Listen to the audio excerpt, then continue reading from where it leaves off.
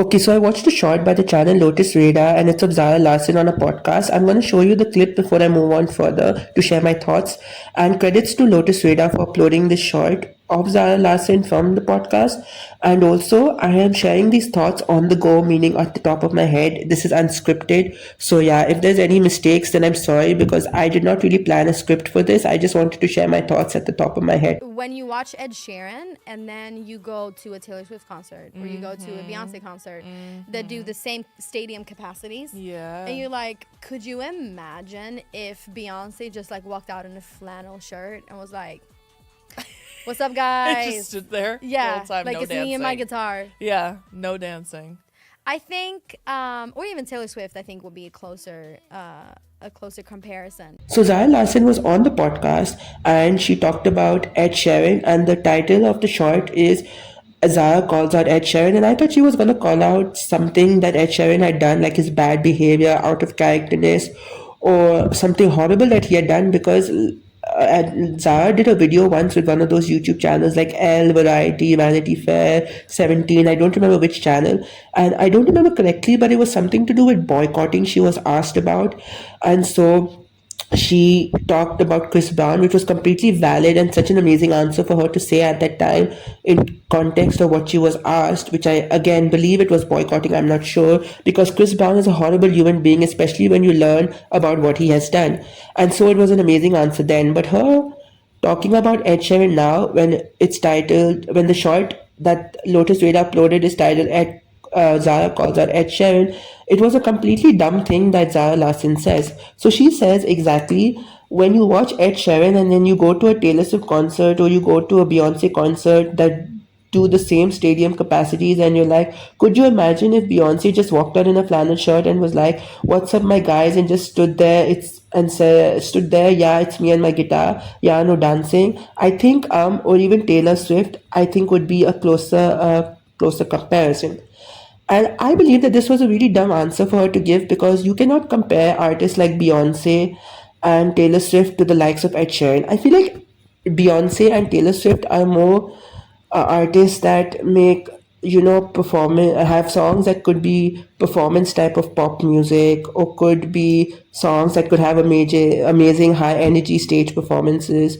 Like Beyonce has songs like Crazy and Love, and then she has other songs which I can't remember at the top of my head. And Taylor Swift has songs like Style, Shake It Off, We Are Never Getting Back Together, Trouble, and Gorgeous, Look What You Made Me Do, and songs like these that have that have this sort of energy that you can make a good performance live, mean like a high energy performance live, and could have amazing stages for these. But in comparison to Ed Sheeran, I feel like Ed Sheeran is more of just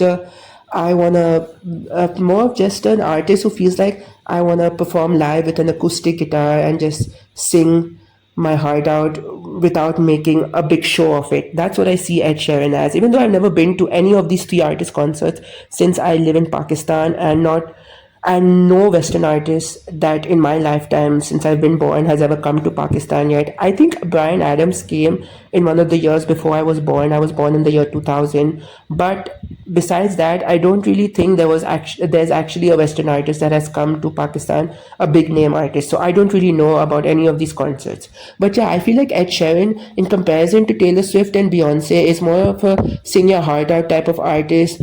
I want to sing my heart out, my acoustic guitar in hand, and just for the people to listen to my voice and feel the emotion. Because a lot of Ed Sheeran songs, if you forget songs like Shape of You, but a lot of Ed Sheeran songs have emotion to them. He has a lot of ballad music, a lot of chill acoustic music. Like if you look at songs like Lego House, which is, I would say, ballad pop, and then Kiss Me, Give Me More, and Drunk.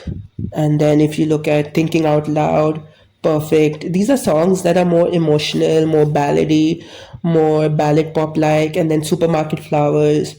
And then we have songs like The A-Team, which is my favorite song by him. I love that song so much. And if you forget also songs like You Need Me and I Don't Need You, Don't, I feel like he has very less songs that could translate to a performance setting.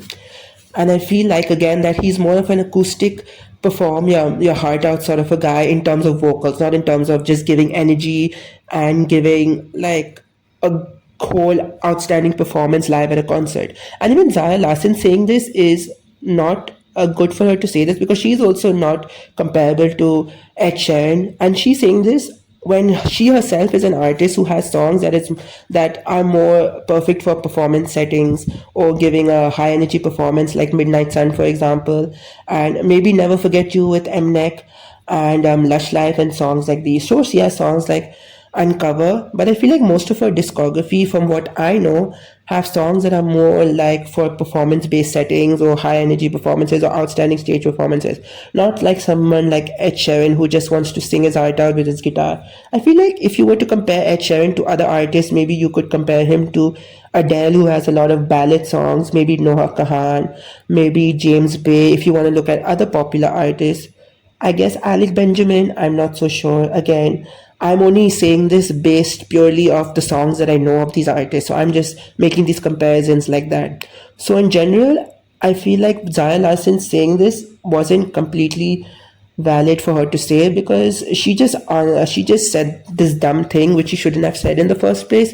It's like comparing a rapper to a singer, where the rapper doesn't really sing and the singer doesn't really rap. So how can you compare a rapper to a singer when the rapper should be compared to another rapper in terms of the flow, in terms of who raps better, in terms of this, rather than comparing a rapper to a singer, where the singer is singing their heart out and the rapper is doing completely amazing raps, but they can't be comparable to each other because they don't really do the same thing. So yeah, that's my take on this. And again, I am making this video at the top of my head, and this is just an unscripted video, so if there are any mistakes, I'm sorry.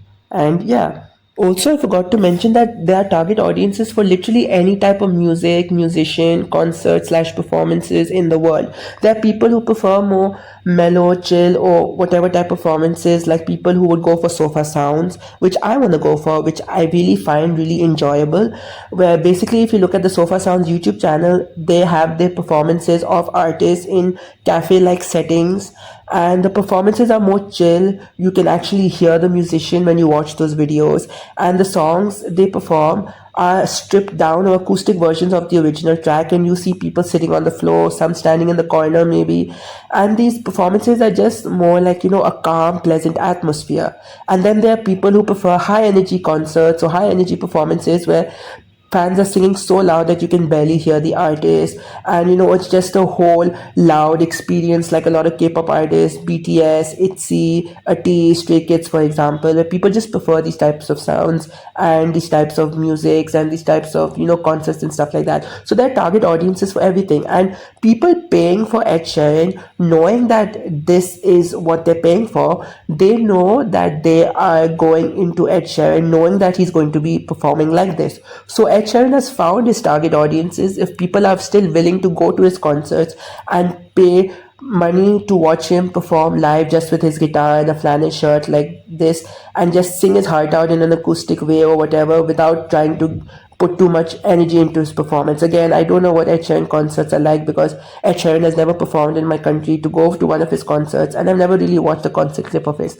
But for Zara Larsson, again, to say this was extremely dumb, because people have their preferences in music, as I said. So if someone is going for an Ed Sheeran concert, or maybe like an Adele concert, or someone like this who are not performers in the sense that they're giving high energy performances, loud performances, doing extravagant performances, they're just singing their heart out at the piano, at the guitar or something, then people know what they are paying for. But if someone is going for BTS, if someone is going for ITZY, Stray Kids, or any sort of performer type of artist who is also a performer as well as a singer, they know what they're paying for. Everyone likes what they like, and they should be allowed to like what they like. And we shouldn't critique artists just because they are not just because they are not like an artist that you imagine at a concert.